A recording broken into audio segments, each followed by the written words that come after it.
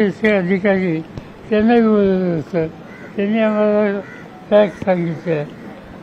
त्याचा जो विषय होतो तो सभागृह त्या सगळ्या गोष्टीचा लाभ घेत आहेत. एवढंच, बाकी काही. अमेरिकेच्या राष्ट्राध्यक्षांनी हस्तक्षेप केला आणि शस्त्रसंधीची घोषणा केली, यावरूनही खूप टीकास्त्र होत आहे आणि विरोधक प्रश्न उपस्थित करतात. आणि मला जे आठवतंय ते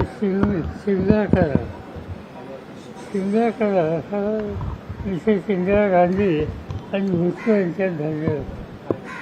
त्या करारामध्ये एक पॉईंट असा आहे की काश्मीरच्या प्रश्नावर, भारत आणि पाकिस्तान प्रश्नावर थर्ड पार्टी इन्फॉर्मेशन कोणाचं घ्यायचं नाही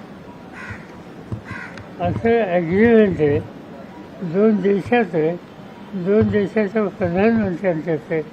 असं असताना अमेरिकेची मदत घ्यायची काय आवश्यकता होती असा प्रश्न कुणी विचारला तर केंद्राला त्याचं उत्तर द्यावं लागतं. आज पंतप्रधान सुद्धा देशाला संबोधित करतील. आज पंतप्रधान त्यामध्ये या गोष्टींचा उलगडा होऊ शकेल असं वाटतं का आपल्याला? अपेक्षा त्याचं भाषण ऐकूया. तुम्ही ऐका, मी ऐकतो, नंतर सर एक मराठी शेवटचा की दोन देशांचे मध्ये युद्धजन्य परिस्थिती असताना तिसऱ्याच राष्ट्राचा प्रमुख ट्विटरच्या माध्यमातून जाहीर करतो, त्याच्यावरती टीका होते आपल्या भारताकडून किंवा पाकिस्तानकडनं. अशा पद्धतीची जाहीर होणं आधी गरजेचं होतं का? नक्की प्रक्रिया काय झाली असेल असं वाटतं? मगाशी शिमला अग्रिमेंटचं उदाहरण जे सांगितलं ते काय सांगतं? आमच्या इथे आम्ही बसत होतो, इथे ज्याचे नाव घालायचे कळले, पण आम्ही स्पेशल दिली तर ते का सोडलं? जिस प्रकार तनावपूर्ण वातावरण है और प्रेसिडेंट ट्रंप के जो इंटरवेंशन के ऊपर सवाल उठाए जा रहे हैं और विशेष सत्र बुलाया जाए, ये मांग की जा रही है. बात ऐसे यहाँ से विशेष सत्र पार्लियामेंट का हम इसके खिलाफ नहीं, मगर ये सेंसिटिव इशू है. इस बारे में डेप्थ डिस्कशन, सीरियस इशू तो सदन में देना मुश्किल होता है.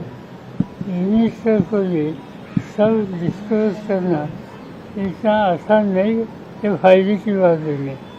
मगर ऐसी स्थिति जब पैदा होती है तो मैंने देखा है कि कंसर्न मिनिस्टर या डिफेंस सदस्य को, सीनियर मेंबर्स को बुलाकर फैक्चुअल सिचुएशन एक्सप्लेन करते हैं.